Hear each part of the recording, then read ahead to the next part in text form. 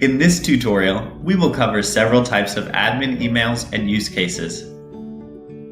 Admins can choose 3 types of messages to send: regular, job openings, and onboarding. Most of the time, you will want to send a regular message.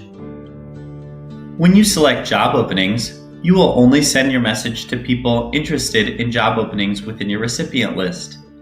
Admins should select this type when they want to advertise a job-specific opportunity and do not want to spam the entire network. When you select onboarding, you're sending a message to a user to give them access to Wavelength. First modify the from name to something that you think will encourage people to open it. In the body, you'll see a populated template. This template has been tested by Wavelength to increase user account creation. You should customize the language to fit your organization.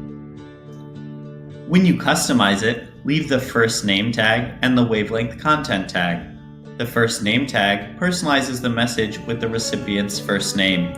The Wavelength content tag is substituted for the links and information that a user needs to actually sign on to the platform.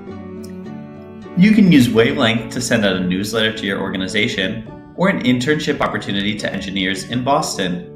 These use cases and others are easy to accomplish by searching for the appropriate terms and pressing Compose. To send a newsletter to everyone, leave the search bar empty and search.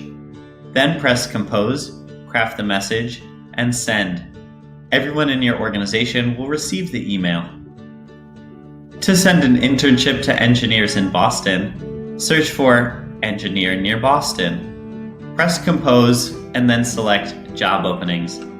Only those engineers interested in jobs will receive the message.